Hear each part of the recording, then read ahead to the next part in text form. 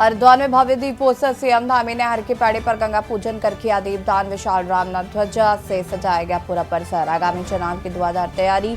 BJP ने नेताओं को लोकसभा की सौंपी जिम्मेदारी। लोकसभा सीटों के प्रभारी की सौंपी जिम्मेदारी। भाजपा अब चलाएगी अयोध्या में रामलला का दर्शन अभियान। हर लोकसभा से 6000 भक्तों को ले जाया जाएगा अयोध्या। 25 जनवरी से 25 मार्च तक चलेगा अभियान। मल्लिकार्जुन खड़गे की 28 जनवरी को देहरादून में रैली। सम्मिलित होंगे प्रदेश भर के कार्यकर्ता। प्रदेश के वरिष्ठ नेताओं को भी हिस्सा लेने के निर्देश। उत्तराखंड के मदरसों में एनसीईआरटी की किताबों से होगी पढ़ाई। फरवरी से शिक्षकों की भी भर्ती प्रक्रिया होगी शुरू। उत्तराखंड में 25 के बाद करवट लेगा मौसम। कई जिलों में वर्षा बर्फबारी के आसार। घने कोहरे का अलर्ट। आप देख रहे हैं के न्यूज, खबरों का सारथी। नमस्कार, खबर उत्तराखंड में आप सभी का स्वागत है। मैं हूं आपके साथ यशी शुक्ला। देहरादून से खबर आपको बता देते हैं, जहां पर मुख्यमंत्री पुष्कर सिंह धामी के आज के कार्यक्रम सुबह 11:30 बजे सीएम पुष्कर सिंह धामी पहुंचेंगे चंपावत। पंडित दीनदयाल उपाध्याय मैदान में कार्यक्रम। इजरा लोहा घाट में आयोजित कार्यक्रम में करेंगे प्रतिभाग। दोपहर 2 बजे सीएम धामी पहुंचेंगे मुख्यमंत्री कैंप कार्यालय। 4 बजे सचिवालय में सीएम हेल्पलाइन 1905 के लेंगे बैठक।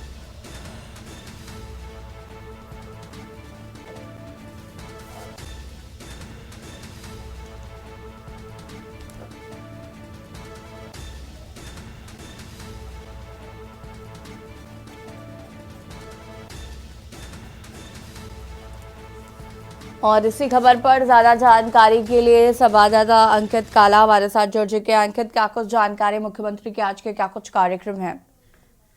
देखिए ऐसे आज मुख्यमंत्री पुष्कर सिंह धामी के 3 बड़े महत्वपूर्ण कार्यक्रम हैं। सीएम पुष्कर सिंह धामी आज चंपावत के दौरे पर रहेंगे और विभिन्न विकास की योजनाओं का शिलान्यास और लोकार्पण करेंगे। इसके अलावा जनसभा को भी संबोधित करेंगे और कहीं ना कहीं केंद्र और राज्य सरकार की जो जन कल्याणकारी योजनाएं हैं उनका बखान करते हुए सीएम पुष्कर सिंह धामी नजर आएंगे। तो इसके लिए भी तमाम जो तैयारियां हैं वो पूरी कर ली गई है और सुरक्षा व्यवस्था के भी पुख्ता इंतजाम किए गए हैं। इसके बाद फिर सीएम पुष्कर सिंह धामी का दोपहर 2 बजे के करीबन मुख्यमंत्री आवास पहुंचने का कार्यक्रम है।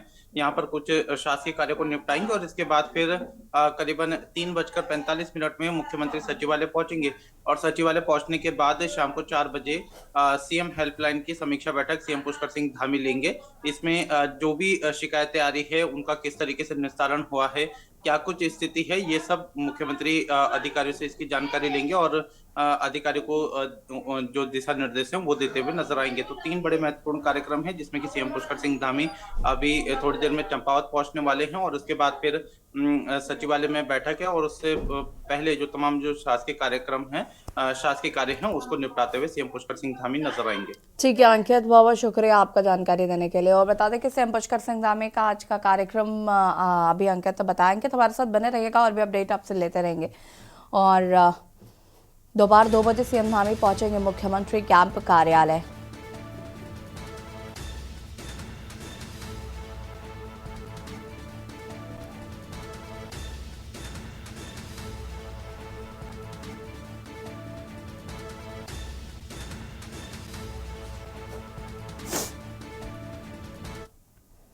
देहरादून से खबर, जहां पर भाजपा अब चलाएगी दर्शन अभियान। प्राण प्रतिष्ठा के बाद भाजपा शुरू करने जा रही है अभियान। भाजपा राम मंदिर दर्शन अभियान करने जा रही है शुरू।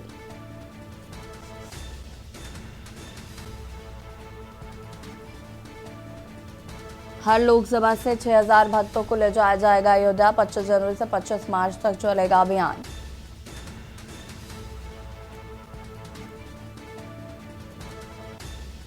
प्राण प्रतिष्ठा के बाद भाजपा ये अभियान शुरू करने जा रही है।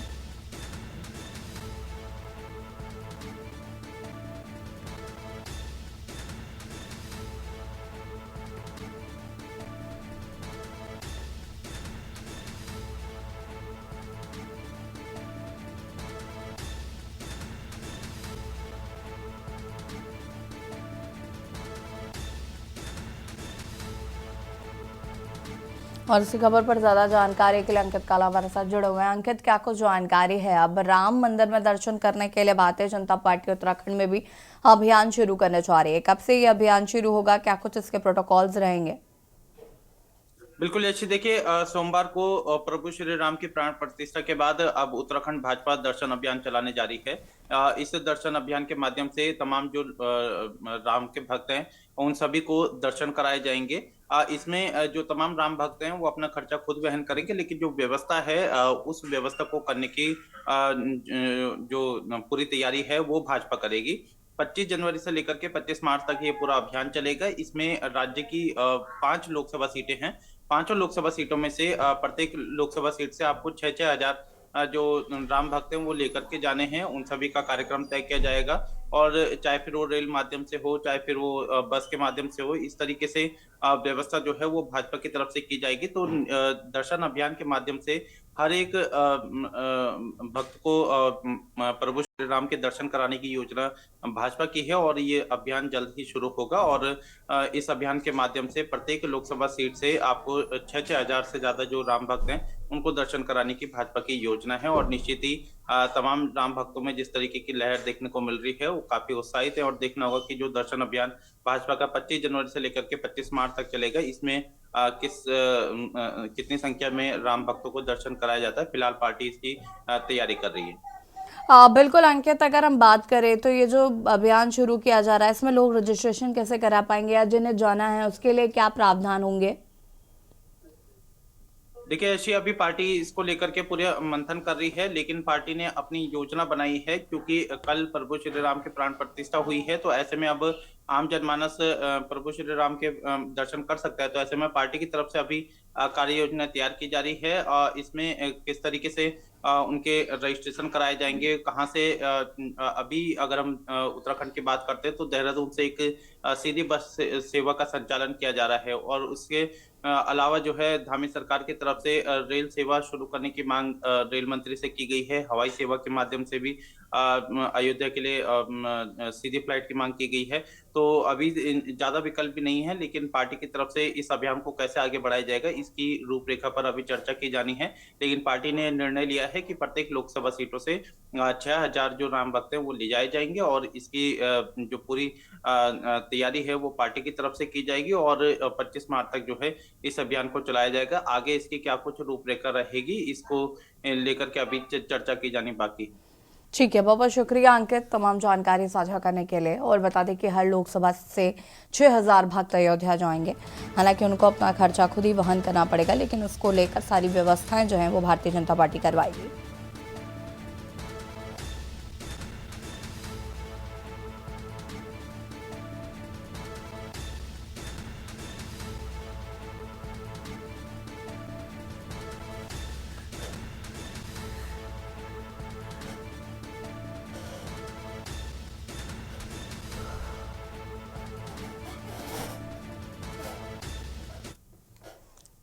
देहरादून से खबर जहां पर बीजेपी ने नेताओं को लोकसभा की जिम्मेदारी सौंपी है। लोकसभा चुनावों को देखते हुए सभी को जिम्मेदारी सौंपी गई। लोकसभा सीटों के प्रभारी की जिम्मेदारी सौंपी गई है। बीजेपी ने साथ ही एक सह प्रभारी भी बनाया है। पार्टी ने विधानसभा वार संयोजक भी नियुक्त कर दिए हैं। बीजेपी के पौड़ी लोकसभा के प्रभारी पुष्कर काला ने कहा है कि जल्द ही तैयारियां तेज करती जाएंगी।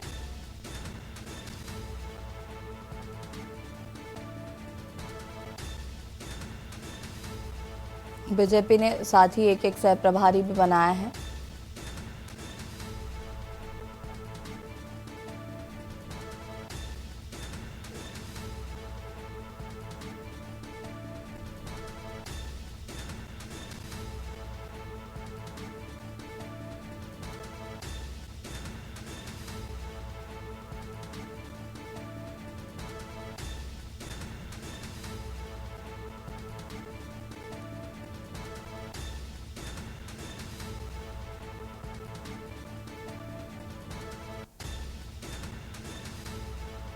लोकसभा सीटों के प्रभारों की जिम्मेदारी बीजेपी ने साथ ही एक सह प्रभारी भी बनाया है।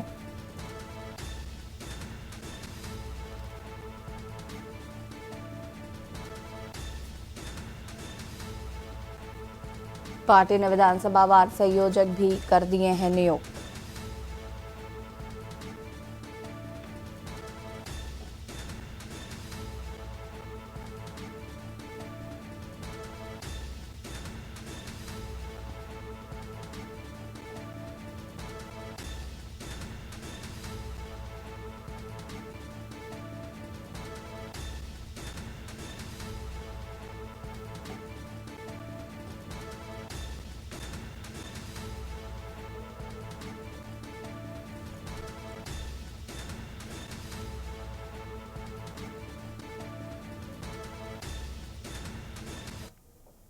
देहरादून से खबर जहां पर कांग्रेस प्रदेश अध्यक्ष करण माहरा का बयान सामने आया। उत्तराखंड कांग्रेस से लोकसभा की तैयारी शुरू कर दी है।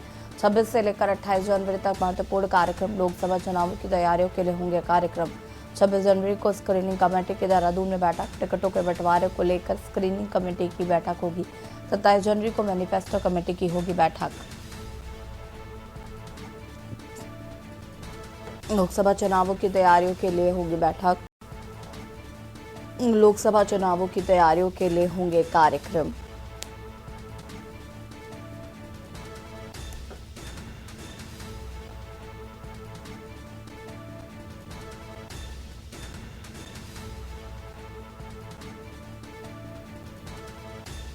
सत्ताईस जनवरी को मैनिफेस्टो कमेटी की होगी बैठक।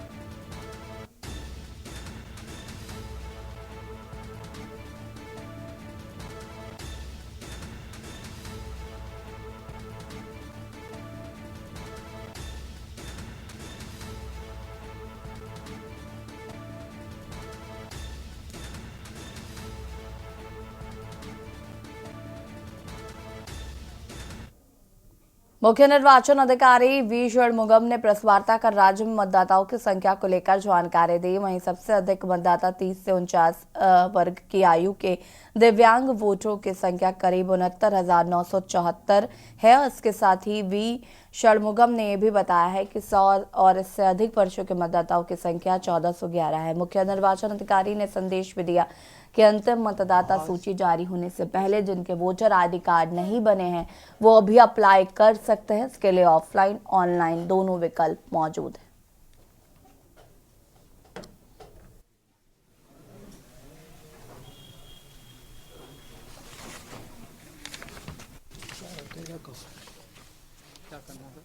नहीं इसका रखेगा कौन? ऐसे हाथ पे पकड़ के था, ये मैं ऐसा कर दूंगा, ये ऑन भी डेटा दिया है। इनमें से सबसे महत्वपूर्ण 18 to 19 ईयर्स है। इसको हम लोग 1,29,062 है।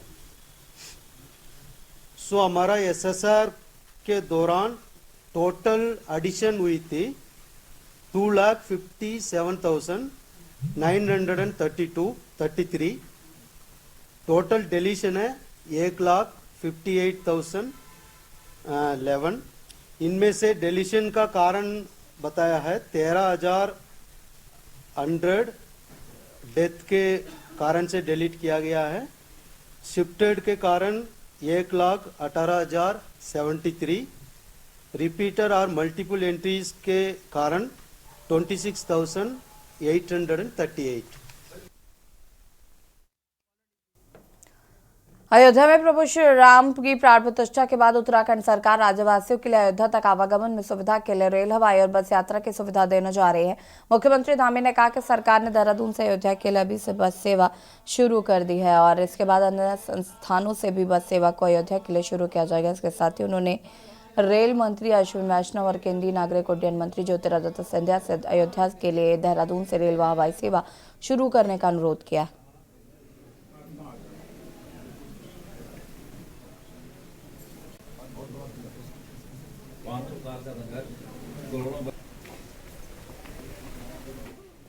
से हमने जहां बसों का संचालन अयोध्या के लिए प्रारंभ कर दिया है और अन्य स्थानों से भी ये व्यवस्था हम कर रहे हैं। इसके साथ साथ हमने ट्रेन की लिए भी निवेदन किया है रेल मंत्रालय से, रेल मंत्री जी से, और देहरादून से हवाई अड्डे से हवाई सेवा के लिए भी हमने मांग की है और विशेष जो ट्रेन है श्रद्धालुओं के लिए उसकी भी मांग की है और राज्य सरकार भी उसमें अगर कहीं करना होगा तो राज्य सरकार भी उसमें होगी।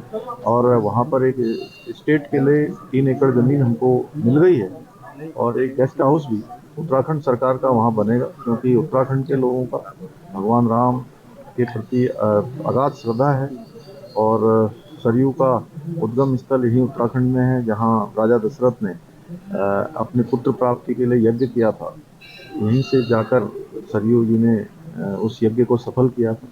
इसी प्रकार से रघुनाथ जी का मंदिर यहाँ हमारे यहाँ देवप्रयाग में और वहीं उन्होंने पितृ यज्ञ किया था और वहाँ तर्पण उनको देने के। तो उत्तराखंड के लोग वहाँ से लगातार जुड़े हैं। हर व्यक्ति उत्तराखंड का राम भक्त भी है, राष्ट्र भक्त भी है। भगवान राम पर अपार श्रद्धा यहाँ के लोगों की है। बच्चे बच्चे के मन में राम है। हर यहाँ का कंकड़ कंकड़ संकड़ है। इसलिए यहाँ का उत्साह, यहाँ का स्नेह, यहाँ का जुड़ाव अयोध्या से लगातार रहेगा। उसके लिए हम लगातार परस्पर काम करेंगे। और यहाँ रुकेंगे छोटे सा ब्रेक के लिए, जो हाजिर होते हैं। नमस्कार, मैं हूँ आपके साथ यशी शुक्ला और बात करें लगातार अवध पधारे अवधपति। और बता दें आपको कि दुनिया भर में बसे भारतीयों का अयोध्या में श्री राम लला के प्राण प्रतिष्ठा की कोटि कोटि बधाई और हार्दिक शुभकामनाएं। पूरा देश आज एक बार फिर से दिवाली मना रहा है, क्योंकि राम आए हैं, राघव आए हैं और विराजे हैं अपने उस मंदिर में जिससे निर्माण के लिए 500 सालों का भीषण संघर्ष हमने देखना पड़ा। प्राण प्रतिष्ठा करने के बाद प्रधानमंत्री ने राम के मायने राष्ट्र को समझाए, इसमें रम जाए वही राम। राम के रूप में राष्ट्र चेतना का मंदिर है।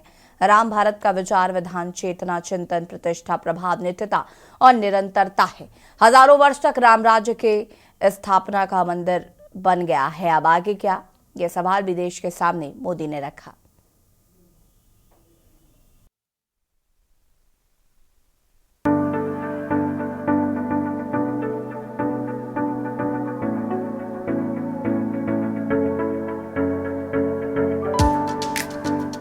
लंबे अरसे से जिस लम्हे का इंतजार हम सभी कर रहे थे, आखिरकार वो पल आ ही गया जब अवधपति धाम में विराजते नजर आए। वाकई वो क्षण मंत्र मुग्ध कर देने वाला था। आलम ये था कि प्रधानमंत्री नरेंद्र मोदी भगवान श्री राम का वर्णन करते करते एक वक्त भावुक हो गए। मंथन में आज हम इसी पर बात करने वाले हैं। आज का मंथन है प्राण प्रतिष्ठा पूरी प्रतिज्ञा। राम मंदिर के मायने क्या, राम मंदिर के सामाजिक, आर्थिक और राजनीतिक परिणाम। जब भगवान श्री राम की प्राण प्रतिष्ठा हो रही थी तो पूरी दुनिया की निगाहें सिर्फ और सिर्फ प्रभु श्री राम की एक भव्य झलक पाने के लिए बेकरार नजर आई। गौरवान्वित कर देने वाला वो क्षण वाकई भक्तिमय माहौल को और भी ज्यादा भावुक कर रहा था। फिलहाल राम मंदिर प्राण प्रतिष्ठा के मायने क्या निकाले जा रहे हैं, ये भी आपको बता दें। राम मंदिर के मायने हिंदुत्व को बढ़ावा, निवेश में बढ़ोतरी, रोजगार के अवसर, वोटों का ध्रुवीकरण। ये वो पॉइंट्स हैं जिसको लेकर विपक्ष भी हमेशा से ही सत्तारूढ़ पार्टी पर हमलावर होता रहा है। राम मंदिर प्राण प्रतिष्ठा से निवेश का रास्ता साफ है और माना जा रहा है कि इससे कहीं न कहीं बेरोजगारी की दर कम होगी और रोजगार के अवसर उपलब्ध होंगे। साथ ही सवाल ये भी है कि क्या राम मंदिर प्राण प्रतिष्ठा के मायने वोटों का ध्रुवीकरण है। वंदना पांडे, स्पेशल डेस्क के न्यूज इंडिया।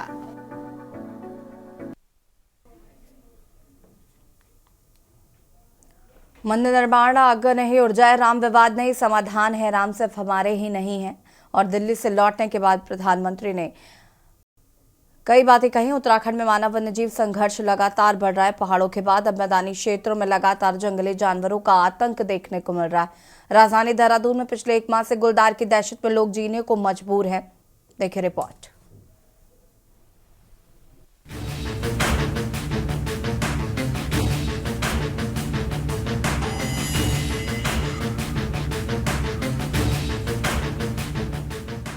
देवभूमि उत्तराखंड में मानव और वन्यजीव का संघर्ष लगातार जारी है। आए दिन ये घटनाएं राज्य में देखने को मिल रही है।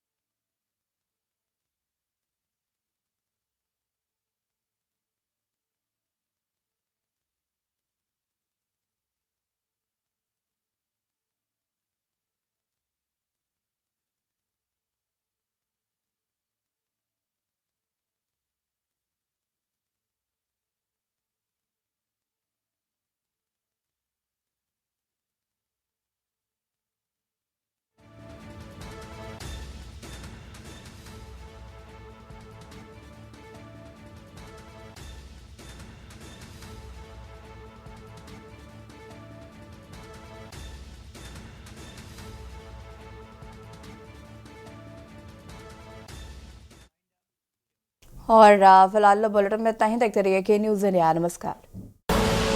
आप देख रहे हैं के न्यूज़, खबरों का सारथी।